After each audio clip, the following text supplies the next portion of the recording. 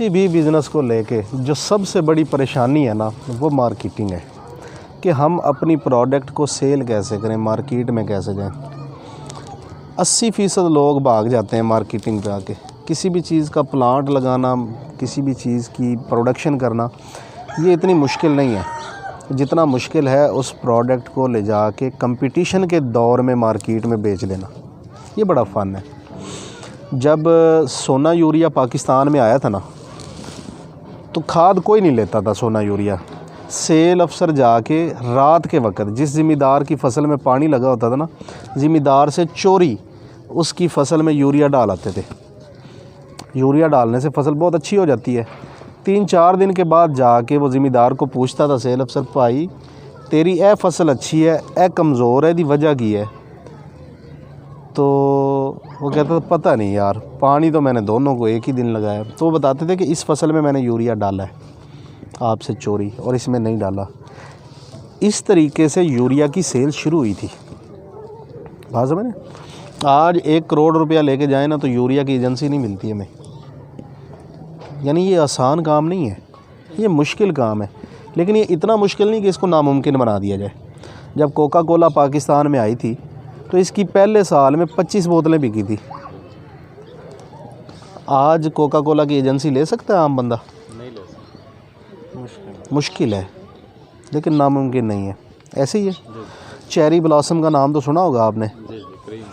نہیں، کریم نہیں، پالش۔ جب چیری بلاسم مارکیٹ میں آئی تو کوئی بھی خریدار نہیں تھا، تو جس بندے نے چیری بلاسم بنائی تھی اس نے ملازم رکھے جو دکانوں پہ جا کے پوچھتے تھے بھائی چیری بلاسم ہے؟ وہ کہتے تھے نہیں۔ وہ کہتے تھے اگر تیرے پاس چیری بلاسم نہیں ہے تو تیرے پاس ہے کیا؟ تو رکھا گیا، تو کیسا دکاندار ہے تیرے پاس چیری بلاسم ہی نہیں ہے؟ وہ ہر روز ایک دو بندے آتے دکانداروں کے پاس، یہی پوچھتے۔ اب دکانداروں کا مائنڈ بن گیا یار چیری بلاسم کوئی اچھی چیز ہے۔ کسٹمر آتے ہیں، پوچھتے ہیں، اور ساتھ میں یہ بھی کہتے ہیں تو چیری بلاسم نہیں رکھا، تیرا کیا کی ہے؟ تو پھر جب چیری بلاسم کی گاڑی گزرتی تھی نا ان کی دکان کے سامنے سے، آہستہ وہ سارے دکاندار اسے سٹاک لے لیتے تھے۔ جب لے لیتے تھے تو پھر کوئی گاہک نہیں آتا تھا، گاہک تو اس کے ملازم تھے۔ تو ظاہر ہے کوئی بھی دکاندار اپنی دکان کے اندر ایک سٹاک رکھ کے نہیں بیٹھ سکتا۔ انہوں نے اس کو مجبوراً بیچا، جیسے بھی بیچا۔ تو جب بیچا تو چیز اچھی تھی، لوگوں نے دوبارہ مانگنی شروع کر دی۔ تو آج جب بھی پالش کا نام ذہن میں آتا ہے تو پہلا نام ہمارے ذہن میں آتا ہے چیری بلاسم۔ ایسے ہی شروعات ہمیشہ مشکل ہوتی ہے، لیکن کہیں نہ کہیں سے کبھی نہ کبھی کرنی پڑتی ہے۔ نیا بندہ جب بھی پروڈکٹ مارکیٹ میں لے کے جاتا ہے نا اس کے ذہن میں بڑے نا سہانے خواب سجائے ہوتے ہیں اس نے، وہ ٹوٹ جاتے ہیں کہ میں نے جناب یہ چیز بنا لی، اب میں اس کو بیچوں گا، اب میں لاکھ پتی ہو جاؤں گا، پھر میں کروڑ پتی، اور پھر میں ارب پتی ہو جاؤں گا۔ ہوتے ہیں، یہ نہیں کہ ہوتے نہیں، لیکن یار ایک پروسیس کا نام ہے نا۔ اب میں مثال کے طور پہ میں نے یہ کپ بنا لیا ہے اور میں جاتا ہوں دکاندار کے پاس کہ بھائی میرا کپ رکھ لو۔ دکاندار پوچھے گا بھائی تیرا نام کی ہے، تو کتھوں آیا ہے؟ نہ وہ مجھے جانتا ہے نہ وہ میری پروڈکٹ کو جانتا ہے۔ وہ ہمارے سے پروڈکٹ لے گا؟ نہیں لے گا نا۔ لیکن اگلے ہفتے سیم ڈے ہم پھر جاتے ہیں، السلام علیکم جی میرا نام شاہد ہے اور یہ میں کپ بیچتا ہوں، تو اس کو یاد آ جائے گا یار یہ بندہ تو پچھلے ہفتے بھی آیا تھا۔ بات سمجھ نہیں میری؟ پہلے وہ ہمیں جانتا ہی نہیں تھا، اس کے بعد روزانہ بندے آتے ہیں، وہ بھول جاتا ہے۔ جب آپ سیم ڈے اگلے ہفتے اس کے پاس جاتے ہیں تو اب آپ نے اس کو یاد کروا دیا کہ میرا نام کیا ہے اور میں کیا کام کرتا ہوں۔ پروڈکٹ اس نے آپ سے پھر بھی نہیں لینی، لیکن آپ نے یاد کروا دیا۔ جب آپ تیسرے ہفتے اور سیم ڈے اسی کے پاس جاتے ہیں اور جا کے کہتے ہیں السلام علیکم، تو پھر آپ کو یہ کپ دکھانے کی ضرورت نہیں، اس کو پتہ ہے کہ آپ کا نام شاہد حسین جوئی ہے اور آپ کپ بیچتے ہیں۔ مطلب انٹروڈیوس ہو گیا، آپ نے اپنے آپ کو اسٹیبلش کر لیا ہے کہ آپ کا نام شاہد ہے اور آپ کپ بیچتے ہیں۔ اب آپ کو یہ کہنے کی ضرورت نہیں ہے۔ تیسرے ہفتے 20 سے 25% دکاندار کہتے ہیں اچھا یار تو یار رکھ جا 6 کپ، یہ وک گئے تو میں تینوں پیسے دے دیاں گا۔ مطلب آپ دکان میں گھس گئے ہیں، آپ نے اپنی جگہ بنا لی ہے، آپ نے بار بار جا کے لوگوں کے ذہن میں لوگوں کے دل میں یا دکان میں جگہ بنا لی ہے. اس کو کہتے ہیں again and again, again and again, بار بار جائیں، بار بار جائیں. جب آپ چوتھے ہفتے جائیں گے تو جا کے کیا کہیں گے؟ پیسے ہی مانگیں گے نا جی. کپ دے گیا تھا جی آپ کو پچھلے ہفتے، وہ جو بک گئے ان کے پیسے دے دیں، جتنے بک گئے پیسے لے لیے اور رکھ دیے. یہ کیوں ہوا؟ کیوں آپ نے پہلے پیسے لے لیے، پہلی سیل اٹھا لی اس دکاندار سے؟ کیونکہ آپ بار بار جا رہے تھے اس کے پاس. مارکیٹنگ کا پہلا رول ہی یہی ہے، اگین اینڈ اگین جائیں، کبھی بھی مس مت کریں. ہمارا سیل مین غلطی کیا کرتا ہے اور کہاں پہ کرتا ہے پتہ ہے آپ کو؟ ایک بندے کے پاس وہ جاتا ہے، اس سے بات چیت کرتا ہے، پروڈکٹ اس کو دینے کی کوشش کرتا ہے، وہ نہیں لیتا تو نیا بندہ دوبارہ نہیں جاتا. یار میں پہلے بھی گیا سی تے ساڈے کولوں چیز لینا ہی نہیں، ساڈا کپ خریددا ہی نہیں. وہ لے یا نہ لے، آپ نے جانا ضرور ہے. اگر آپ ایک دن میں 20 دکانیں کرتے ہیں تو اگلے ہفتے اسی دن میں 20 ہی دکانیں کریں گے آپ. یہ نہیں کہ 18 کر لیں. 2 کا رویہ اچھا نہیں تھا تو آپ نے کہا نہیں یار ان کے پاس نہیں جانا. پھر ہوتا کیا ہے، دکاندار کے پاس آپ یہ چیز رکھ دیتے ہیں. اب دکان تو بہت بڑی ہے اور دکاندار 2 سے 3 گھنٹوں میں تھک جاتا ہے. کتنی دیر کھڑا رہ سکتا ہے دکاندار یا سیلز مین؟ پھر وہ ایک جگہ پہ یا کھڑا ہوتا ہے یا بیٹھتا ہے. جب وہ بیٹھ جاتا ہے تو پھر اس کی کوشش ہوتی ہے اور عادت بھی ہوتی ہے کہ جو چیزیں نزدیک پڑی ہے وہی بیچ دے. کپ بیچنا ہے نا، میرا کپ یہ ہے تو کسی اور کا کپ یہ ہے، یہ دور رکھا ہوا ہے، یہ نزدیک رکھا ہوا ہے. جب کپ لینے کے لیے کوئی آ گیا نا گاہک تو انہیں کہنا یار ہے بڑا اچھا ہے لے جا. کیوں؟ یہ تو ایسے اٹھا کے ایسے دینا نا ہے. یہ اس کو اٹھانے کے لیے نا ایسے ہونا پڑتا ہے. یہ وہ چیز زیادہ بکتی ہے جو اس کے نزدیک پڑی ہے، اس کی دسترس میں، اس کی چھتر چھایا میں پڑی ہے، اس کے بازوؤں کے نیچے پڑی ہوئی ہے. یہ چیز زیادہ بکے گی. اس کو کہتے ہیں ایکسیسیبلٹی، کہ دکاندار کی ایکسیس میں پڑی ہوئی ہے کوئی چیز. تو ہمیشہ جو بھی چیز آپ بیچنا چاہ رہے ہیں وہ دکاندار کے نزدیک رکھیں، زیادہ بکے گی. ہمیشہ ایسے ہوتا ہے. پھر کیا ہوتا ہے، جب دکاندار چیزیں بیچ رہا ہوتا ہے، بیٹھا ہوتا ہے، تو پھر کسٹمر آتا ہے دکان میں. وعلیکم السلام. کسٹمر جب دکان میں آتا ہے تو کسٹمر یہاں دیکھ رہا ہوتا ہے. اس کو کہتے ہیں آئی کانٹیکٹ لیول. وہ اوپر سر اٹھا کے نہیں دیکھتا کہ اوپر والے ریکس میں کیا لگا ہوا ہے، وہ نیچے بھی نہیں دیکھتا کیا لگا، وہ سائڈوں پہ بھی نہیں دیکھتا، وہ یہاں پہ دیکھتا ہے. تو آپ نے اپنی پروڈکٹ کو دکاندار کے ہاتھ کے نیچے لیکن کسٹمر کے سامنے رکھنا ہے. وعلیکم السلام، تشریف رکھیں.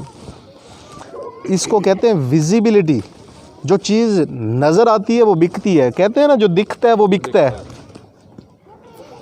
کپ ہے، دکاندار کے ہاتھ کے نیچے بھی پڑا ہے، خواہ وہ پیچھے پڑا ہے، خواہ وہ آگے پڑا ہے، خواہ لیفٹ رائٹ پڑا ہے، وہ نظر بھی آ رہا ہو اس کو. اب جو دیکھنے والا نا اس کے پاس چوائسیز ہیں محدود. جو چیزیں نظر آ رہی ہیں، یہ کپ پڑا ہے اس کے ساتھ، پھر میرا کپ ہے، پھر میرا کپ ہے، پھر میرا کپ ہے، 4-5 کلر میں، وہ انہی میں سے ایک چیز اٹھائے گا نا. وہ دور جا کے کارنر میں پڑی ہوئی چیز کو نہ دیکھے گا نہ اٹھائے گا. ٹھیک ہے. ایکسیسیبل بھی رکھنا ہے اور ویزیبل بھی رکھنا ہے. اب ایک چیز ہے، دکاندار جب کہیں بھی کسی بھی چیز کو اپنے ریک میں رکھتا ہے تو وہ جب اٹھا کے دیتا رہتا ہے تو وہ چیز ختم ہو جاتی ہے، ریک خالی ہو جاتا ہے. جب ریک خالی ہوتا ہے تو دکاندار اس ریک کو بھرتا ہے. اگر تو آپ کی پروڈکٹ پڑی ہے تو وہ اٹھا کے آپ کی ہی پروڈکٹ رکھے گا، لیکن اگر آپ کی پروڈکٹ نہیں پڑی تو وہ اس ریک کو خالی نہیں رکھے گا، کوئی اور لگا، وہ اس کو، یہ تو ختم ہو گیا، وہ اس کو اٹھا کے یہاں رکھ لے گا. اب یہ بکنا شروع ہو جائے گا. آپ کی پروڈکٹ کا یہاں ہونا، اس کو کہتے ہیں اویلیبلٹی. آپ کی اویلیبلٹی گئی تو ویزیبلٹی گئی، ویزیبلٹی گئی تو ایکسیسیبلٹی گئی، ایکسیسیبلٹی گئی تو again and again, again and again, سب ختم. آپ کی پروڈکٹ ہر وقت دکان پہ موجود ہونی چاہیے، وہ ویزیبل ہونی چاہیے یعنی نظر آنی چاہیے، وہ دکاندار کی ایکسیس میں ہونی چاہیے یعنی اس کے ہاتھوں کے نیچے رکھی ہونی چاہیے. وہ چیزیں زیادہ بکتی ہیں. سیلز مین کا رویہ بڑا میٹر کرتا ہے. ہمارے سیلز مین کیا کرتے ہیں، موٹر سائیکل پہ ہوں، کار پہ ہوں، کیری ڈبے پہ ہوں یا وہ پک اپ پہ ہوں، ہمارے میں نے اکثر دیکھا ہے, موٹر سائیکل والا آیا ہے, دکاندار کے سامنے موٹر سائیکل روکی ہے, ہاں چاچا نہیں, چلو جی, یہ کیا ہوا ہے چاچا نہیں, اور گیا. بھائی بائک کھڑی کرو, نیچے اترو, السلام علیکم چاچا, السلام علیکم بھائی, کیا حال ہے چھوٹے بھائی, کیا حال ہے بڑے بھائی, آپ ٹھیک ہیں, طبیعت سے ٹھیک ہے, اچھا وہ آپ کو آج چاہیے, کب چاہیے, کچھ سیل ہوئے ہیں کب, نہیں یار آج تو سیل نہیں ہوئے, اچھا میں اسٹاک کو سیدھا کر کے رکھ دیتا ہوں, کب تھوڑے ٹیڑھے ہوئے پڑے, مٹی آئی پڑی ہے, اپنے اسٹاک کو اٹھائیں, کپڑا ماریں, سیدھا کر کے رکھیں, نہ دیں اسٹاک اس کو. 2 منٹ 4 منٹ 5 منٹ دکاندار کے ساتھ گزاریں, بات چیت کریں. بات چیت کرنے سے کیا ہوتا ہے, انجانا پن جو ہوتا ہے نا, جس کو ہم کہتے ہیں خوف جو ہوتا ہے, وہ ختم ہوتا ہے, قربت بڑھتی ہے. جب قربت بڑھتی ہے, تعلقات بڑھتے ہیں, اچھا امپریشن پڑتا ہے, تو سیلز بڑھتی ہیں. لہٰذا کبھی مت ایسا کریں کہ گاڑی دور ہی روکی, موٹر سائیکل دور ہی روکی, ہاں چاچا ہاں بھائی, نہیں. جب بھی بات کریں تمیز سے کریں, اگلے بندے کا نام لے کے کریں.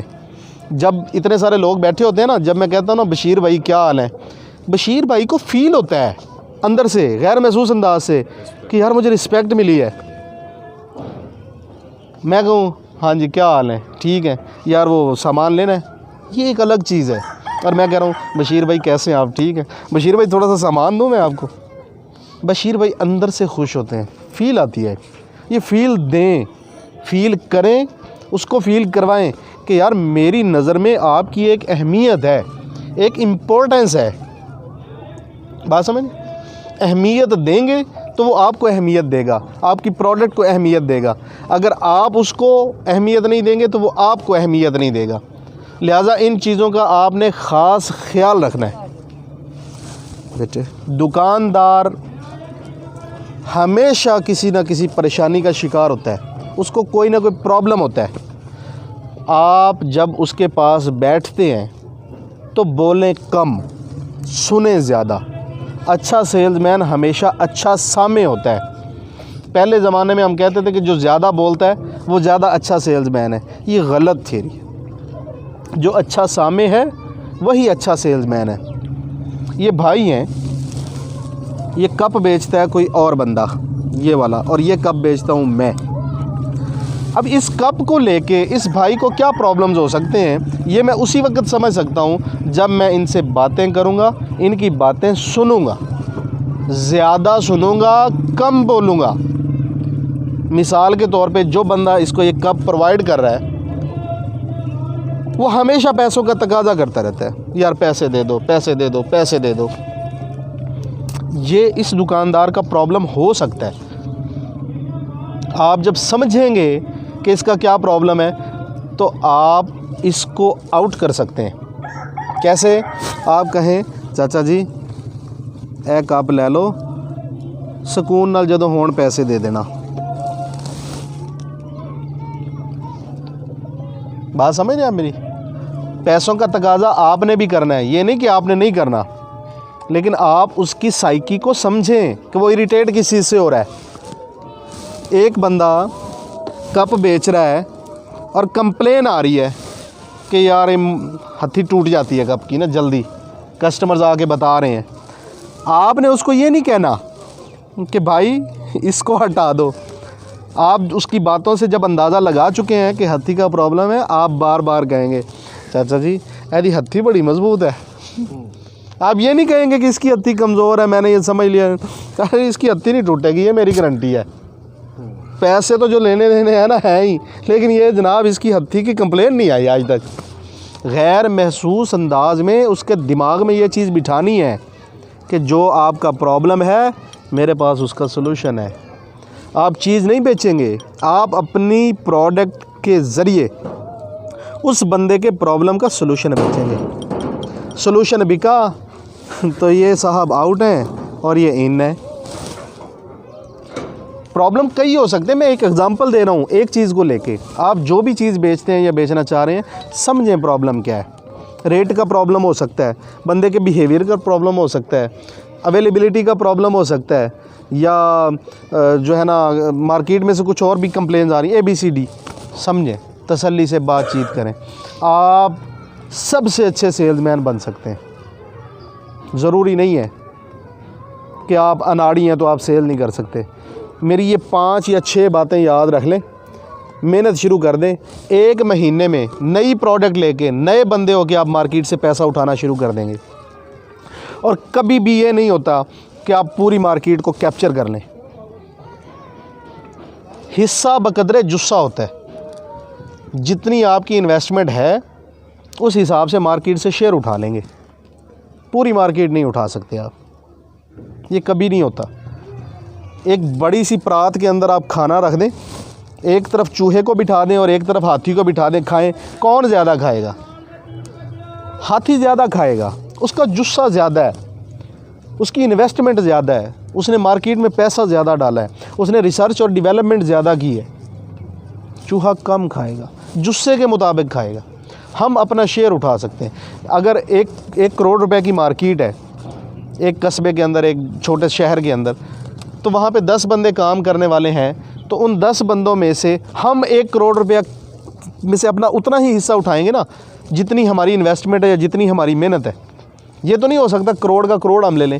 ہم اس کروڑ میں سے 2 لاکھ 4 لاکھ 5 لاکھ 10 لاکھ نکال سکتے ہیں, اور یہی مارکیٹ کا اصول ہے.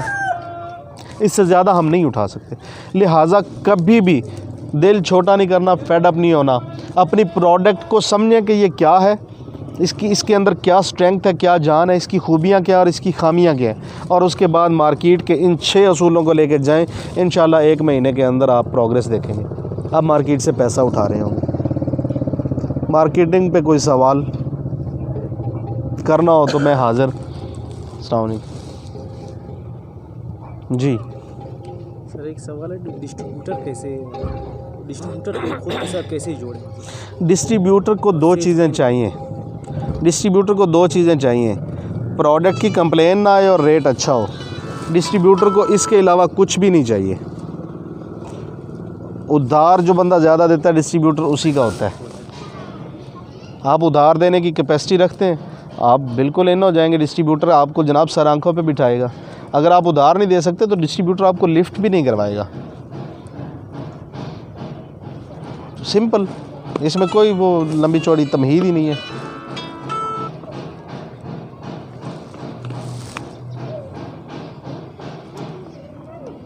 پہچان کیویں کی جا سکتی ڈسٹریبیوٹر کی کہ اسی انہوں ادھار دے رہے ہیں ਤੇ ਮਾਲ ਸਾਨੂੰ مثلا ایسے؟ ڈسٹریبیوٹر کدے بھی پیسے نہیں رکھتا کسی دے. ڈسٹریبیوٹر جہاں ٹائم دینا اس تو 2 4 دن 5 دن اتنے تھلے تو کر سکتا, لیکن یہ نہیں ہو سکتا کہ ڈسٹریبیوٹر تمہیں پیسہ نہ دے. وہ کول جس ٹائم سیل میناں کا رش لگیا ہوں, جس ٹائم مال لینے والے کا رش لگیا ہوں, اس ٹائم جا کے اچھی آواز نال ایک باری کہہ تو دیو, اور بھائی تو میرے پیسے کیوں نہیں دینا. ڈسٹریبیوٹر کہے گا میری گل سن, چپ کر, اتنے بیٹھ چاہ پی. انہوں اپنی عزت اپنی ریپیوٹ بہت زیادہ پیاری ہے. اگر تہاڈی چیز خراب ہے وہ تمہیں کہے گا بھائی تیری چیز خراب ہے, چک اپنی چیز اور جا. لیکن اگر تیری چیز ٹھیک ہے نا, تیرے پیسے نہیں رکھے گا. اگر وہ دی ریپیوٹ ایک دفعہ یہ بن گئی کہ لوگوں دے پیسے کھا جاتا, کیڑی کمپنی وہ نزدیک لگے گی؟ یہ نہیں ہو سکتا.